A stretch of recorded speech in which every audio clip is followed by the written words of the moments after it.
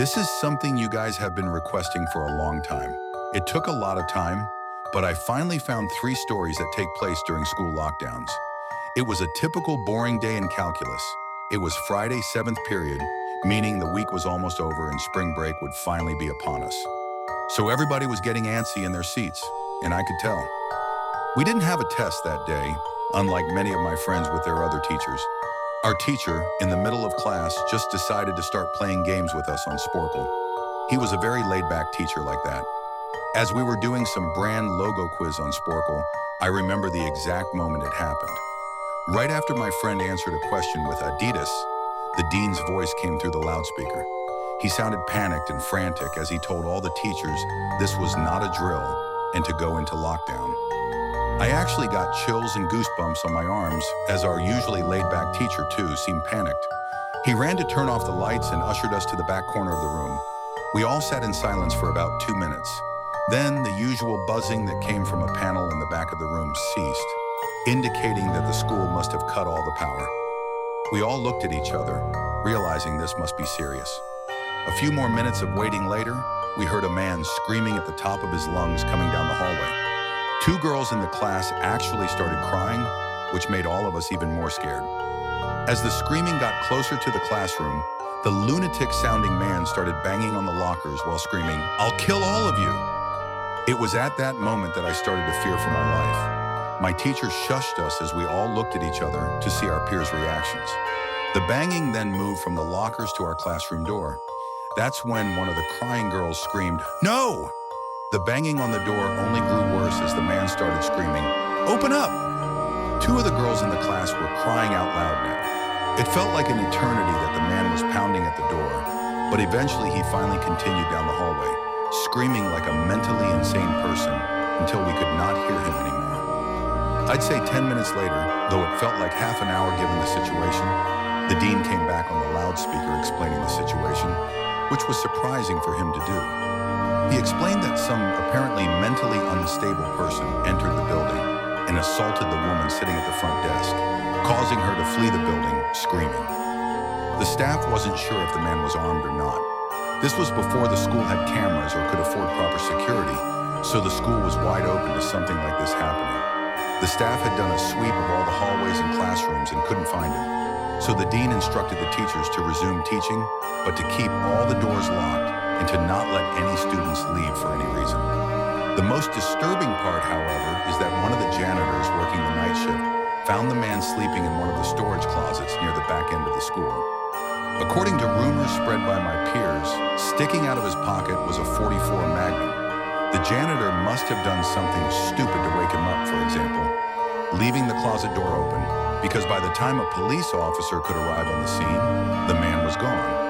My entire class, as far as I know to this day, has no idea if this man was ever found. But I like to think that right now he's being given the proper help that he needs. My school has 2 lunch periods. The first lunch period is for all 6th graders and some 7th graders.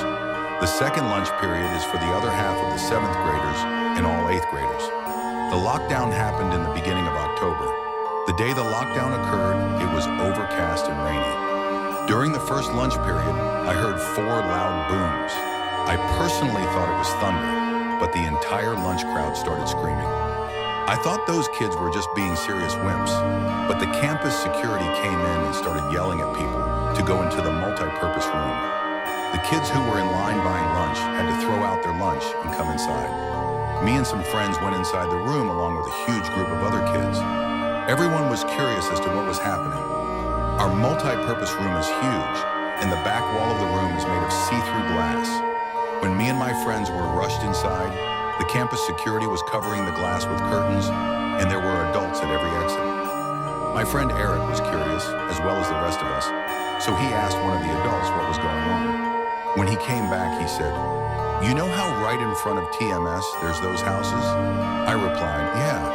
He continued, "There's this mentally disabled crazy man that barricaded himself in front of his house, and he's threatening to commit suicide and kill the cops if he's evicted. He was walking around outside of the school watching kids in a weird way," Eric told us. It turned out the man was also a registered sex offender, making matters worse. We were stuck in the multi-purpose room for a whole hour, taking up 2 periods. After the whole thing was settled, we were escorted to our classrooms one by one. I later found out that the man lives next to my friend Brandy, who told me about the previous Halloween when she saw the same man at his window cutting his arm and writing in his own blood, "Don't come here or I'll kill you," on his window. Of course, being Halloween, people, including Brandy, assumed it was just for the holiday. But after this horrific incident, we knew this man was mental, and we're glad he never got near us. I'm 22 years old, fresh out of college, and I recently got a job at my old high school as a sort of computer intern in the school basement. The basement of the school is very messy and disorganized, but there is a small 3-person office that's actually very nice down there. It has 3 nice big desks, 2 mini fridges, a flat-screen TV mounted on the wall, and also satisfying air conditioning, a luxury the students and teachers cannot enjoy in the school. And of course, all the school servers and other computer stuff. I got the job because 3 of my old computer teachers flat out adored me. I could actually consider them as real friends, not just teacher figures, so they all helped tremendously in landing me this job. It's been great until something happened a few weeks ago. My 2 coworkers that share the office with me, Dave and Gary, weren't in the office at the time. They were upstairs working on papers or whatever. I was eating my sandwich during my lunch break when I got a phone call from one of the women in the front office telling me the school was on lockdown and that somebody possibly armed had entered the school. There wasn't much that I could do other than turn off the lights because, surprisingly, as nice as this little office was, it didn't have an actual door to it, just a big opening. And the door to the whole basement didn't even have a working lock. For my own safety, I did turn off all the lights in the office and my computer screen. I kept my phone on the desk, texting both Gary and Dave, but they wouldn't respond. I sat down there in the dark, playing games on my phone for like 20 minutes, waiting for the call from up front to tell me to resume working. I had no idea what was happening. I couldn't hear what was going on upstairs from down here, but I was not allowed to make any calls until I was informed that the lockdown was over.